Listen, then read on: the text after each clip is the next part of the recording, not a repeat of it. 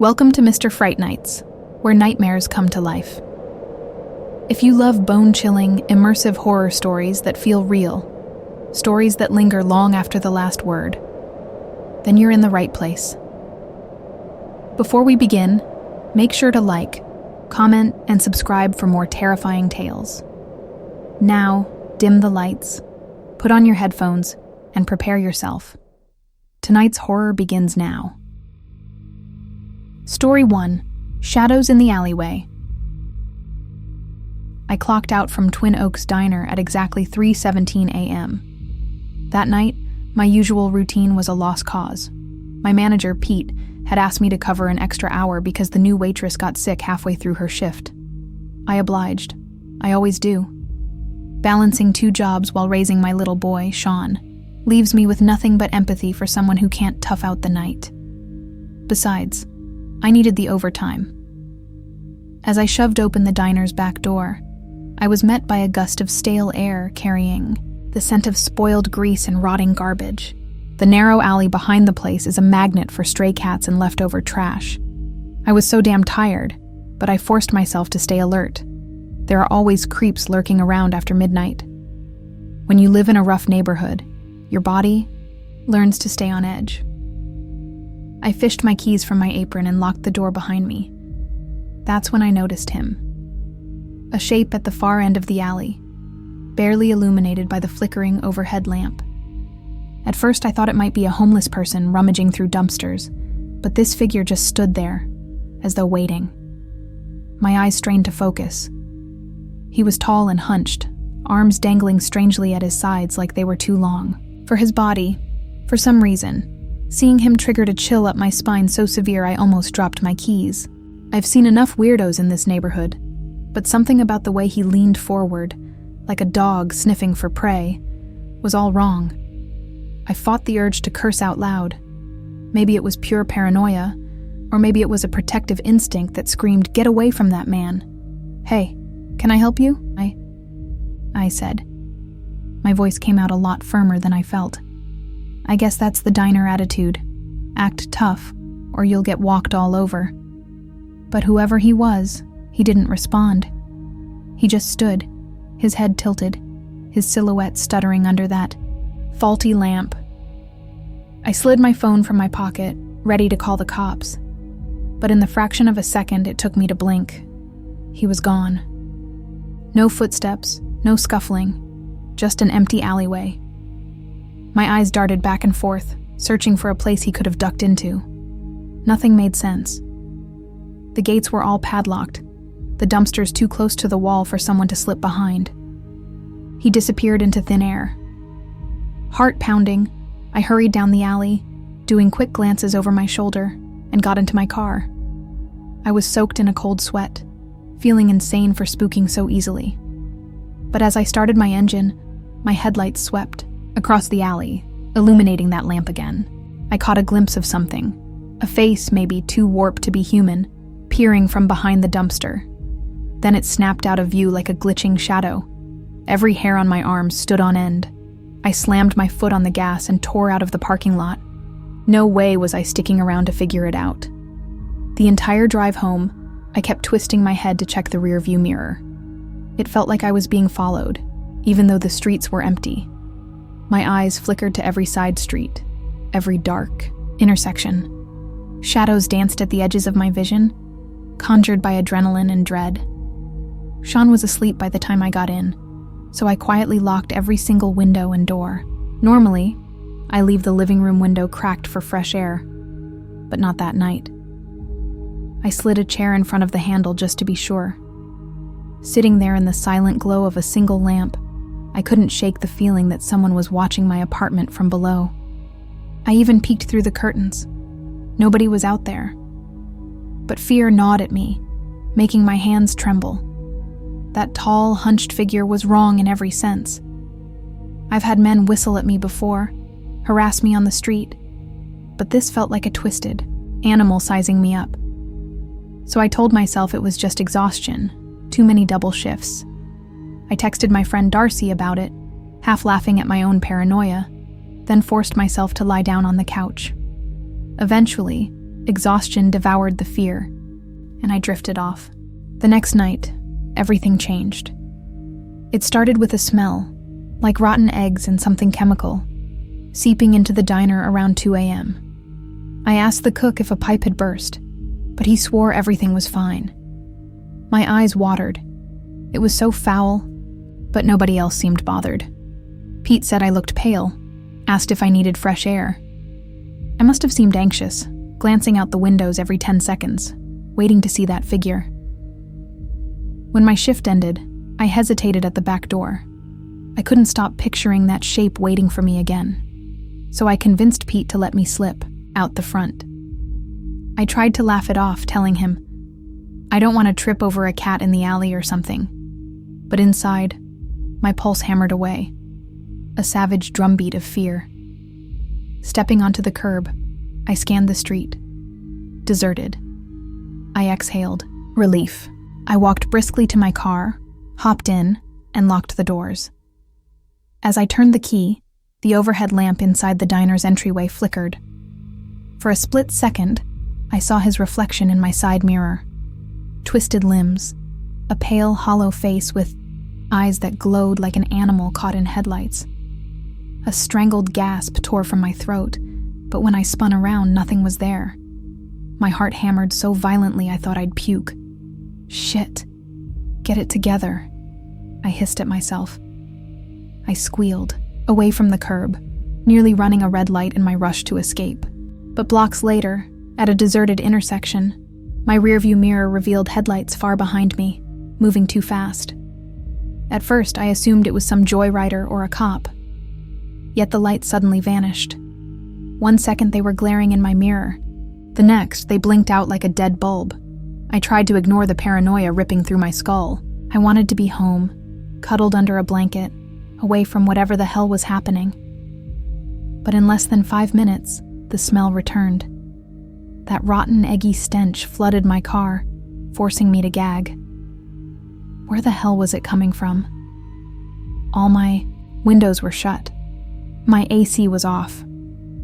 I threw a quick glance to the back seat, empty. Yet the odor wrapped around my throat, thick and relentless. I started coughing so hard I swerved, nearly hitting a parked truck. Panting, I pulled over. My car's hazard lights ticked loudly in the sudden hush. The stench started to fade, but my head pounded. Even the street looked warped, the asphalt shimmering under the amber glow. After a few minutes, I got a grip and continued home. Despite the fear, my maternal instincts kicked in. I needed to check on Sean. When I stumbled into my apartment, I ran to Sean's bedroom. He was fine, sleeping soundly, no sign of intruders. That was all the comfort I had because, as I backed out of his room, my eyes caught a smear on the hallway window, a handprint, elongated fingers too thin and too damn long for any human. I almost screamed. I snatched my phone, dialing 911 before I could talk myself out of it. The dispatcher was polite, but it was clear from her voice she thought I was overreacting. Ma'am, are you sure it's not just streaks from the weather? If you're safe and your child is safe, there's no immediate, don't patronize me, I snapped, voice trembling. There's a fucking handprint on my window from the outside, 15 feet off the goddamn ground. They sent a patrol car to circle the block.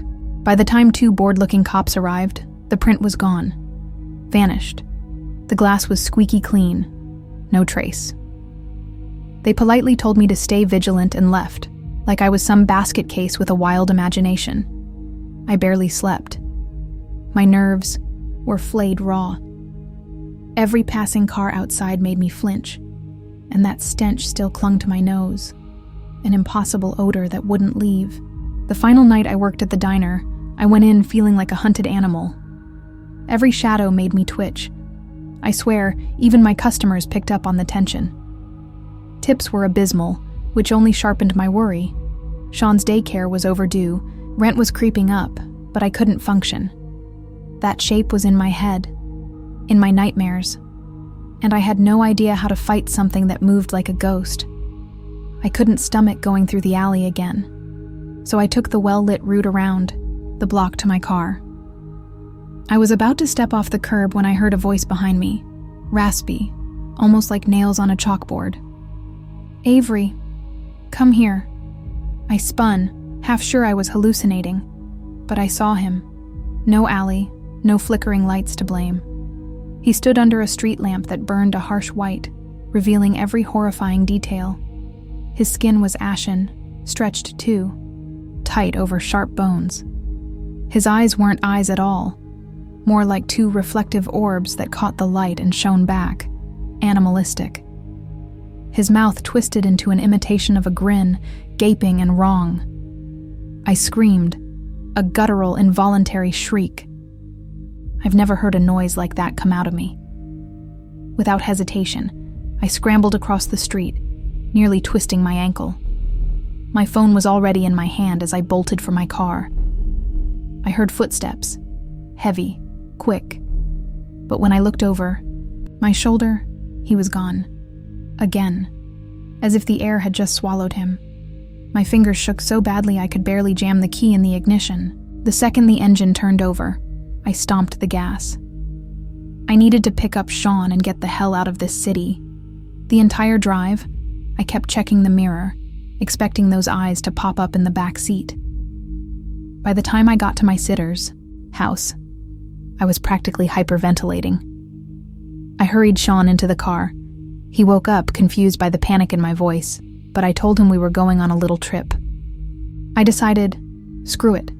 We'd drive to my sister's place 2 hours away. I'd figure out my job situation later.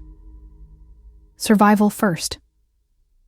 On the highway, the diner's neon glow far behind, I managed to calm down until that rancid smell enveloped the car once more. Sean crinkled his nose in disgust. "Mommy, did you fart?" he asked innocently, and I almost laughed at the absurdity. But this stench was chemical, suffocating. My eyes flicked to the rear view. He was there, crouched in the backseat, leaning so close that if I had turned around, my forehead would have brushed his. Those reflective eyes bored into mine. My voice caught in my throat, too terrified to even scream. Heart smashing against my ribs, I hit the brakes, veering to the side of the highway. The car fishtailed, squealing in protest. Sean cried out, clutching his car seat, and just like that, the back seat was empty again, as though he'd never been there. I fumbled out of the driver's side, ripping open the back door. No sign of him, just shadows stretching across the asphalt from the passing headlights of distant cars. Tears stung my eyes. I felt like I was losing my mind, but Sean was right there, wide-eyed, trembling. I wrapped him in my arms, whispering apologies over and over. I slammed the door and forced the car back onto the road. Every nerve in my body was on fire. The stench lingered for a few miles more, then finally dissipated. By the time we rolled into my sister's driveway, dawn lightened the horizon. Not once did I see him again. It was as if the moment I left my old neighborhood, the creature lost its foothold. Or maybe it just decided I was no longer interesting prey. That was 3 months ago. I quit the diner, moved in with my sister, found a job at a local bar. Most nights, I pretend that thing was a hallucination, some twisted figment conjured by exhaustion and fear. But every so often, in the silent dark of early morning, I wake up with the faint taste of rot and sulfur in my lungs, and I can't shake the feeling that someday, when I least expect it, those reflective eyes will find me again. Story 2. The Knocking Past Midnight. I moved into that rented house on Cedar Ridge Lane to start fresh, swearing to myself that I'd leave the past in the past. My ex-husband's threats, the bruises on my arms, the hidden tears in my son's bedroom. It was all behind me. Or, so I wanted to believe. For the first week, everything felt hopeful. I let my little boy, Toby, pick out the paint color for his new bedroom walls. He chose a bright sky blue, and I was genuinely excited to rebuild our lives. The house was modest, but had a big backyard, and we could see the dense woods stretching behind us. Then, on the 7th night, my world flipped. Toby was fast asleep, and I'd stayed up on the couch, flipping channels while sipping cheap red wine. I heard it suddenly, a pounding that made the front door rattle on its hinges.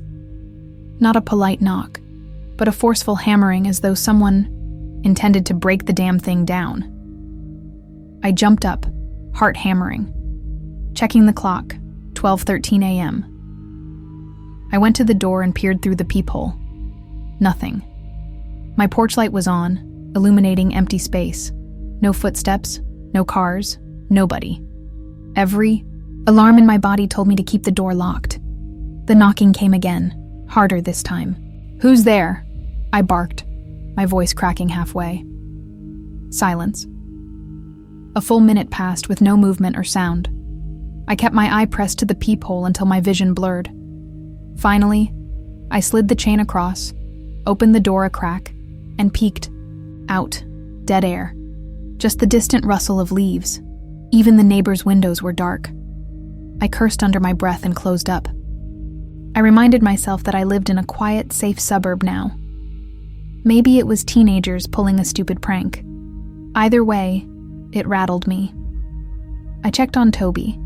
He was sprawled across his bed, snoring peacefully. I tried to shrug off the incident and got ready for bed. As I drifted off, I wondered if this was some bizarre local custom, like kids ring doorbells for fun in small towns. Still, it felt off. Too aggressive to be innocent mischief. The next day, I asked my nearest neighbor, Mrs. Hopewell, if she'd heard anything. She gave me a polite smile that didn't reach her eyes. "No, dear. But be careful around here. Folks say those woods carry old secrets." She gave me a knowing nod, as if expecting me to understand. I didn't, but her tone unsettled me. That evening, Toby asked why there were muddy footprints on the porch. My stomach twisted into knots. Sure enough, there were footprints. Large, heavy, as if someone had stood there for hours in damp, caked-up boots. They trailed all the way to the door, but then vanished like they'd never existed. No trail leading away. I cleaned them with a rag, ignoring the goosebumps that pricked my arms. Midnight. I was in the kitchen, phone in hand, scrolling mindlessly through social media to distract myself from the gnawing anxiety building in my gut. Toby was again asleep, and I was counting the minutes to see if that pounding would happen again. At 12:13 on the dot, the house reverberated with the same violent knock. I nearly dropped my phone. My heart hammered so loud I could feel it in my eardrums. This time, I froze. Part of me wanted to charge to the door and scream at whoever was messing with me. Another part insisted that opening the door was the worst thing I could do. I forced myself to tiptoe toward the living room, flicking off the lights to avoid being seen. I crouched behind the couch, phone clutched to my chest. The pounding came again, rattling pictures on the wall. Then silence. I dialed 911, my hands shaking. The operator asked if anyone was trying to break in. I said I wasn't sure, but told her about the footprints. She told me to stay on the line, and they'd dispatch a patrol car. I stayed hidden until I saw blue and red lights flash through the curtains. 2 officers searched the yard, the porch, the driveway, even the woods behind my fence. Nothing. No footprints this time. The officers took my statement and politely left. I felt like an idiot, a paranoid single mom with a wild imagination, but I could still smell the faint tang of mud in the air. It kept happening every night at 12:13. I tried everything, calling the cops again, installing a security camera, staying up with every light, in the house blazing. The camera captured the door shaking violently, but no visible figure. Not a single shape or shadow. It was like the door was being battered by invisible fists. And each morning, fresh muddy footprints would appear. Always, From the porch to the door, then gone. I considered leaving, packing up Toby and driving as far as I could. But that's what my ex had driven me to do once before. Run away. I refused to live like that again. So I decided to fight back. I bought extra locks, a metal baseball bat, even hammered up wooden beams to reinforce the door. If this bastard wanted in, he'd have a lot of trouble. But Toby was terrified. He heard me whispering to the police, saw my worried face as I pored over the camera footage. One night, I lay in his bed, stroking his hair to comfort him. He whispered, "Mom, do you think it's him? Dad?" The question froze me inside. My ex, Mike, was the biggest monster Toby knew.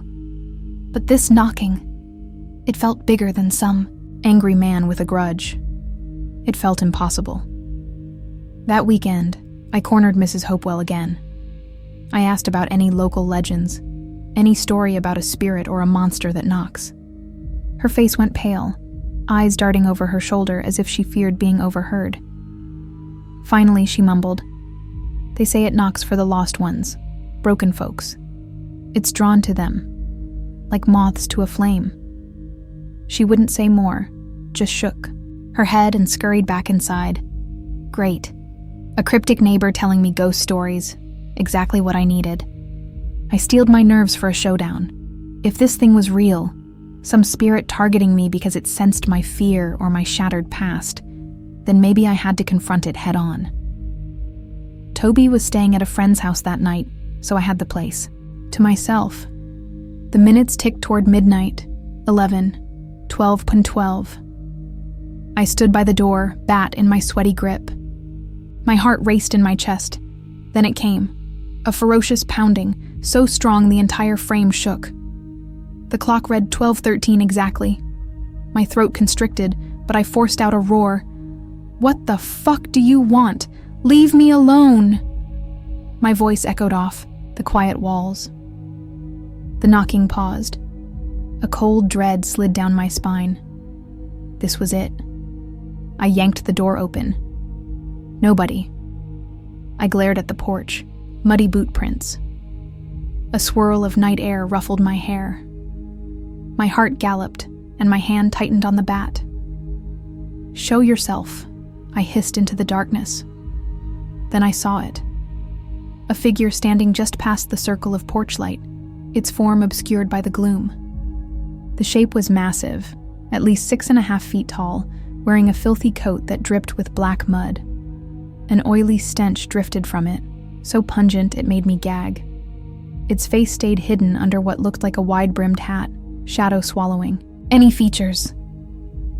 I lifted the bat, voice trembling. "Get off my property, or I swear to God." It moved closer, stepping into the porch light. I regret ever asking for that clarity. The face was contorted, mud caking the pale, leathery skin. The eyes, they were solid black, reflecting nothing. The mouth hung ajar, dripping sludge that splattered on the porch steps. My blood went cold. This was no human. This was a nightmare made flesh, standing inches away from me. In desperation, I swung the bat. It hit with a wet thud, but the figure didn't even flinch. Instead, it leaned forward, that mouth inching open until I saw no teeth, just an endless tunnel of darkness. A harsh sucking sound filled the air, like it was drawing breath from everything around it. My vision blurred, as though I were being pulled in, losing control. Terrified, I stumbled backward, nearly tripping over the threshold. A primal survival instinct kicked in. I slammed the door and shot every lock home. The pounding started again, but my mind was reeling, my chest burned, and I could barely catch a breath. The memory of those dead black eyes was seared into my brain. For hours, the knocking continued in waves, each cluster of blows sounding more enraged than the last. I felt the wood strain under the force. At some point, I must have passed out, from fear and exhaustion, because I woke sprawled on the living room floor to morning sunlight streaming through the windows. The door was intact, though dented. Outside, the footprints ended right at the threshold again. Same as always. But something else was left behind. A single muddy handprint on the doorknob. 5 thick fingers splayed out in a half circle of slime. I stared at it, heart thudding, in my ears. This was no dream. I packed everything that morning. Didn't care about the lease or the deposit. My child's safety was worth more than any promise I made to myself about not running away. If that demonic thing was fixated on me, I wasn't going to wait for it to tear the door off the hinges. With Toby back in my arms, I drove 4 hours to my mother's house. She never asked why. One look at my face told her everything she needed to know. I don't know if that creature can track me, but it hasn't shown up since. Sometimes I dream of that pounding, a thunderous racket at 12:13, echoing in the recesses of my mind. I jolt awake, gasping, convinced it's back. So far, it's only in my nightmares. For now, Toby and I sleep behind my mom's triple-locked doors, hoping that whatever hunts the broken can't travel far outside those cursed woods. Story 3. Faces in the Apartment Window. I moved into the old Avalon Street apartments because I was captivated by the charm of a historic district. Ornate moldings, big bay windows, and wide hallways with vintage lamps. It felt classier than any place I'd lived before, and the rent was surprisingly reasonable. My real estate agent insisted the building's owner was just eager to fill vacant units. I'm Leilani Bishop, a marketing consultant who loves the bustle of the city, people, lights, noise, so the quiet street felt like a peaceful break from chaos. The building across from mine was a stark contrast. Condemned, boarded-up windows, paint peeling in long curls from every wall. The sign outside promised future demolition to revitalize the neighborhood. I had no problem with the eyesore next door until I saw the face. It was my second night, well past midnight, and I was up late finalizing a campaign pitch. My lamp was on, the rest of the apartment dark. I got up to stretch and glanced out the window. Pure habit. I froze. Someone stood in the window of the condemned building across the narrow alley, maybe 2 stories up, level with mine. I stepped closer, heart skipping. It looked like a person, but the features were slightly blurred, as though behind gauzy drapes. The shape's head tilted in a slow, unnatural arc. My stomach churned. What the hell was someone doing in a condemned building at that hour? I reached for my phone to call the police, but as soon as my phone lit up, the figure jerked back into the blackness. Gone. I forced a laugh to calm my nerves. Maybe a homeless squatter. I decided I'd mention it to the landlord. After all, it wasn't exactly safe for someone to be creeping around in a structure scheduled for demolition. That was my rational explanation. But that night, I kept waking up, convinced I heard footsteps outside my door or tapping on the fire escape. I scolded myself for letting paranoia run wild. Still, something about that blurred face clung to me like a shadow, refusing to let go. The next week, I kept the curtains drawn at night. I was determined to ignore the place, but ignoring it didn't make it go away. Every time I passed my window, a prickle of unease gathered in my chest. It was as if the building itself was glaring at me. In my dreams, I saw that face again, pressed to the glass, mouth opening in silent screams. On Friday, I braved another peek outside, right after sunset. My throat dried up instantly.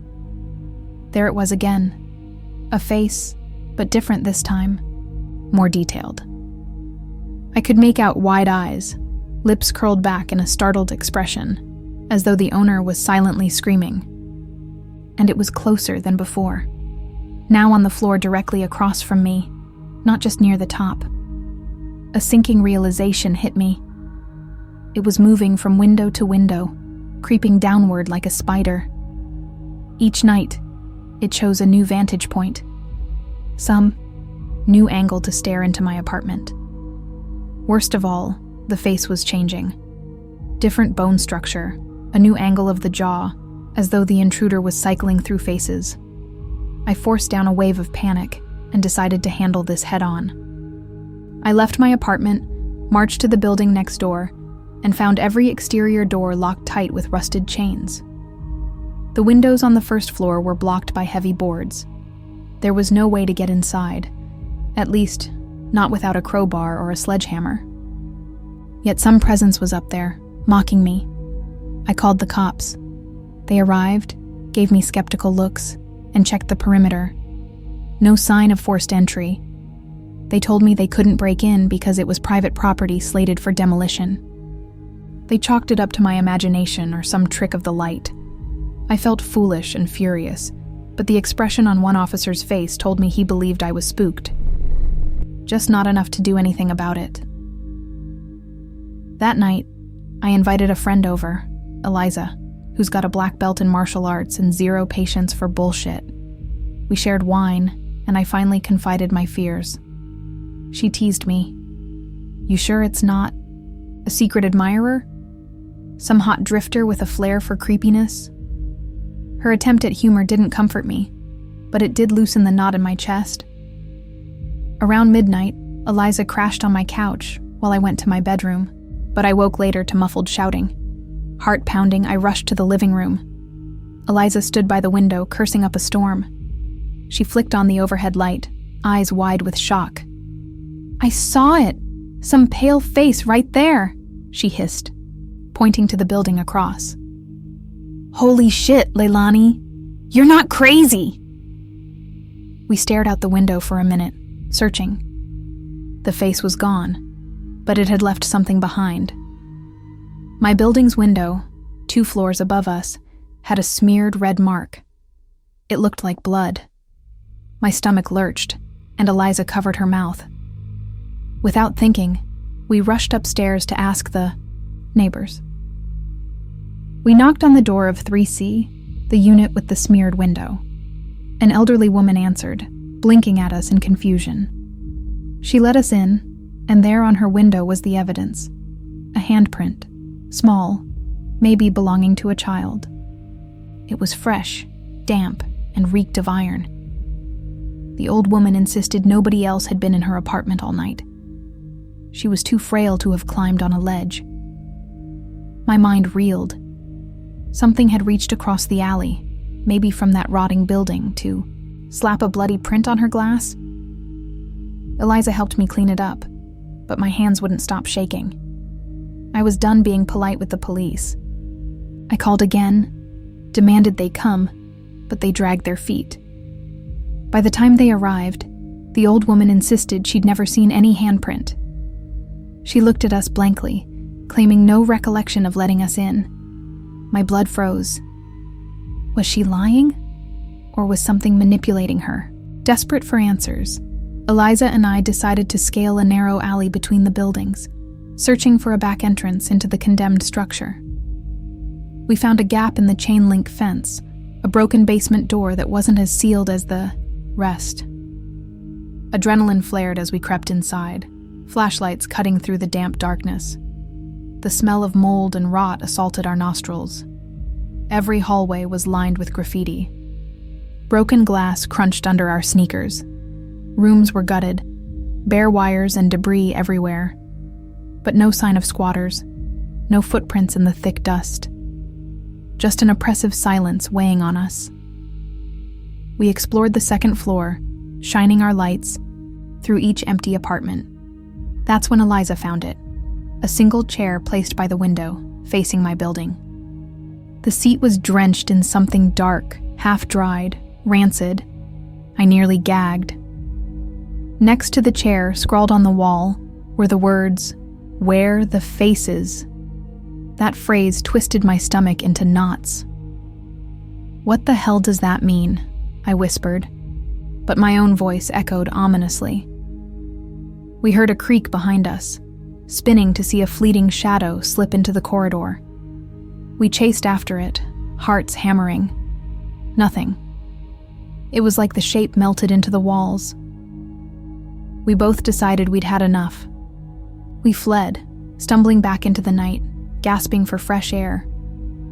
I tried to sleep that night, but every time I closed my eyes, I pictured that chair, the black stains, the words. At 3 a.m., I woke up to find Eliza pacing the living room. She pointed to the window. The building opposite was dark, but in one of the windows, a small circle of white flickered like candlelight. A face emerged, features shifting in the faint glow. Another face appeared behind it, then another. Distorted silhouettes, layered like a grotesque crowd, pressing into a single window. Eliza and I stood frozen, chests tight with terror. Then, the shapes began to vanish, like someone blowing out multiple candles. One by one, the faces flickered out. The final face lingered, a child's, eyes hollow. It stared at us with an unbroken gaze, lips trembling as if it were trying to speak. Then it was gone. By dawn, Eliza decided she couldn't stay another night. I understood. I wouldn't wish this madness on anyone. After she left, I headed to my landlord's office to demand a new unit.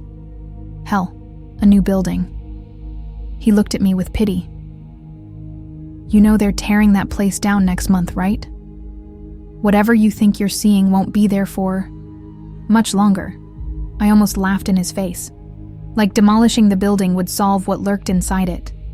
But I had no fight left.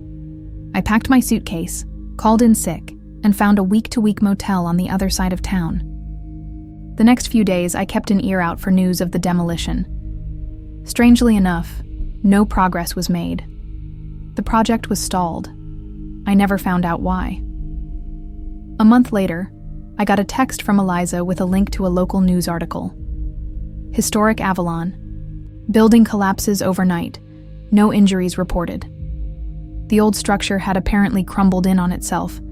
The city promised a thorough cleanup. That same night, I dreamed of the place. I saw the rubble, broken beams, crushed concrete, and dozens of faces swirling in the dust, as if freed from the debris. I woke up drenched in sweat, certain those faces had found a new home somewhere else. I prayed it wouldn't be near me. Even now, in my new apartment across town, I don't sleep with the blinds open. Sometimes I catch myself staring at the building, across the street, scanning the windows for movement that shouldn't be there, and every now and then, I think I glimpse a shape, just at the corner of my vision. Maybe it's just fear playing tricks on me, but in my heart, I know those faces never really died with that condemned building. They're still out there, wearing different masks, searching for windows to peer through, hungry for someone else to terrorize. You made it to the end, but are you sure the story's over? Some things have a way of sticking with you, creeping back in when you least expect it. If you want more nightmares, there's another story waiting for you right here. But don't say I didn't warn you. And before you go, tell me in the comments, what would you have done differently? Or maybe the better question is, what would you do if this ever happened to you? Subscribe if you haven't already. Just don't blame me when you start sleeping with the lights on.